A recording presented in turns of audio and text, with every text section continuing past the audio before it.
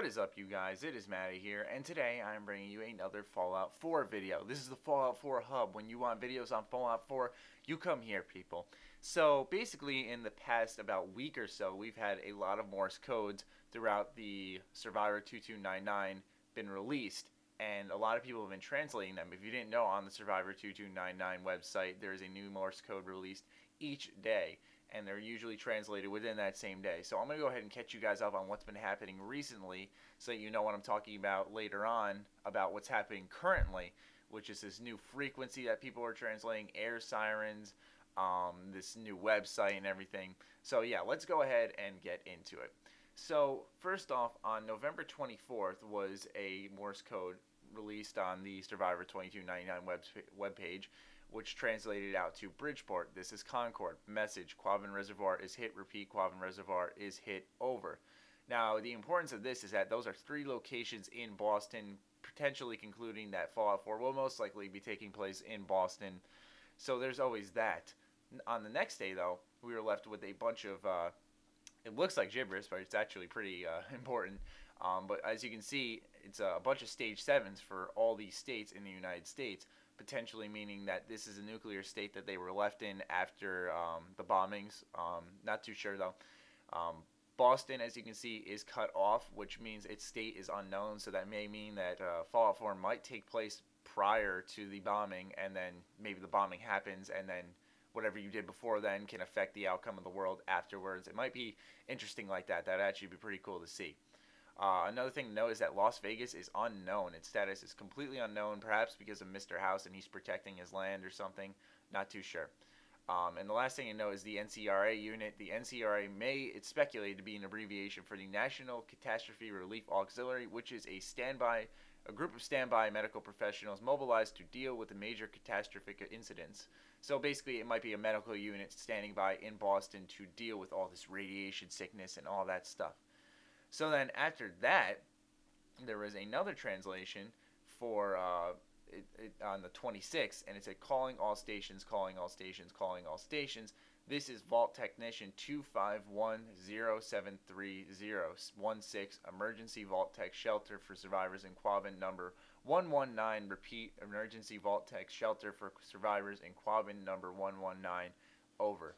So that's also pretty cool. It's very interesting how this is all coming together. Perhaps that Quabbin Reservoir was being bombed, and something could have happened, and now they're looking for shelter or something. It could be a bunch of things. That's all mere speculation right now, but these are some interesting Morse codes. So then on the 27th, I don't have text for this, so now you're just going to be watching gameplay in the background. But on the 27th, a new Morse code was released that said CQ, CQ, CQ, BST is gone. 11 BST is gone, and HPE frequency 3450 RTGB America. Now this translates out to calling all stations, calling all stations, calling all stations. Boston is gone. I repeat, Boston is gone. No hope. Frequency 3450. Return transmission. God bless America. Some really kind of freaky stuff, man. It's really, eerie, and it kind of gives me goosebumps almost. So now let's get into the current day stuff. What's happening now? So as you could tell in that last translation I mentioned, there's frequency 450 return transmission. So people, being the curious people they are, went and looked at the frequency 350 kilohertz in Massachusetts, and astonishingly, these people on a pirate radio forum found out that this actually led to an audio segment. So I'll have a link in the description to the article. I'm kind of getting all my information from. This is on multiple articles. But yeah, so you guys, if you want to listen to it, the audio files, go ahead. But they're mainly air raid sirens, which is kind of interesting. Now, it says that the Reddit community suggested that these tones represent a form of telecommunication signaling called dual-tone multi-frequency signaling, typically sent over analog phone lines. Now, the reason that's important is because halfway through the air sirens, you hear these little, it's like, and you hear, bah, bah, bah, like that, and it's like, what is that there for? So people interpreted these touch tone beeps, and it turns out it stood for I'm secure, which I don't know why they tried to assure it, but they're like, in turn, this has been interpreted to mean I'm secure. But the important part about this is a plausible communication generated in response to the return transmission directive issued in the previous Morse code signal. So it's all kind of connected. which is kind of interesting. It doesn't seem like it's just this random setup or anything. Now, the reason that people are trying to take this with a grain of salt is how it actually may be an illegal frequency. After delving deep into the Spectrum Wiki, this guy from Reddit found out that the frequency band from 3400 to 3500 kilohertz may be authorized for non-federal flight test purposes on the condition that harmful interference will not be caused to services operating in accordance with the table of frequency allocations. Now, this doesn't signify much, but it means that this actually is probably legit.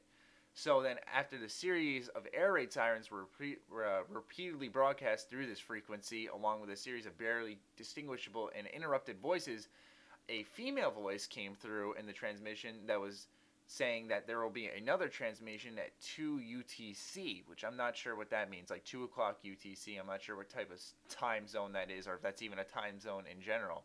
However, nothing's been heard since.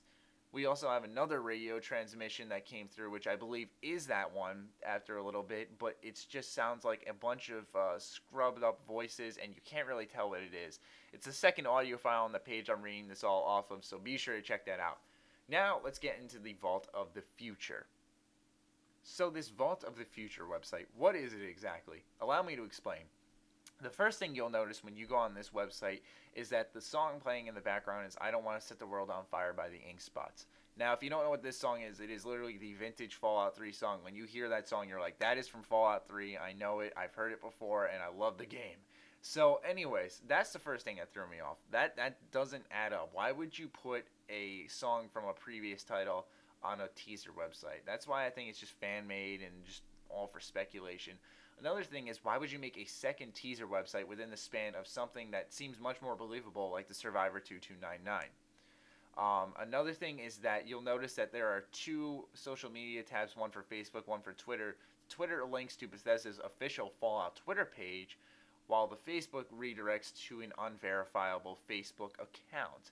So that's a little interesting there. I mean, it's clearly unverifiable and fake because, you know, they're like, hey, thanks for 1,000 likes. Here's a Dead Space code. Like, why would there be Dead Space on a Fallout page? Or why would Bethesda be associating itself with free games for Fallout? Like, if he said, here's a Fallout New Vegas code for download on Steam, you know, fine. That's a little bit more believable.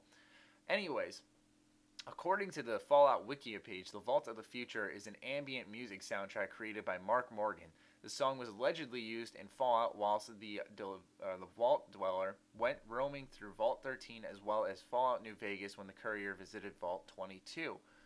Now, obviously, upon Reddit's investigation, Vault of the Future appears to be a fake website. A simple whois.net search reveals the register is enum.incorporation based in Panama. The server name is also art.ns.cloudflare.com and fay.ns.cloudflare.com.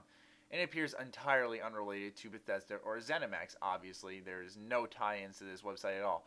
Also, if you're on this website, it asks you to subscribe for some type of email thing. Do not subscribe to it at all, because this is most likely a spam bot. And now the final piece of Fallout 4 news, people. There seems to be a YouTube channel possibly affiliated with the Survivor 229 website. The logo on the thing on the page is the 4 that I showed you guys in a previous video, with the little dashes through it going on. Perhaps it's a obvious reference to Fallout 4.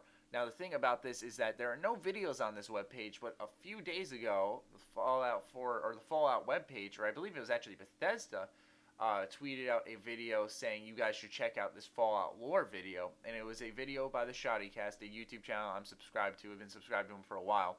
And it's this lore video about the prologue before the Great War. And now, even though this is just maybe the fan base looking a little deep, little actions like this, you know, hey, check this out. Another thing that I'll throw a screenshot up is that they're doing this Black Friday sale, and then they said, and more surprises to come.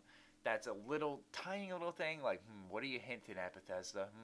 So yeah, that's basically it for the Fallout 4 news. I hope you guys enjoyed. Obviously, as always, I will be talking with you guys for the first hour in the comments of this video. Be sure to leave your thoughts. What do you think of the Vault of the Future website? What do you think of this frequency 450? That's the bulk of this thing. What do you think of Fallout 4 taking place in Boston? Where do you want to see it? Leave the comments down below. I will be gladly chatting with you guys, and I love doing that. I love seeing tons of comments on my videos. It's a big increase since like the last week or so. But anyways, I hope you guys enjoyed. Be sure to give us a thumbs up as well. Other than that, stay sexy, stay active. Love you all. Peace.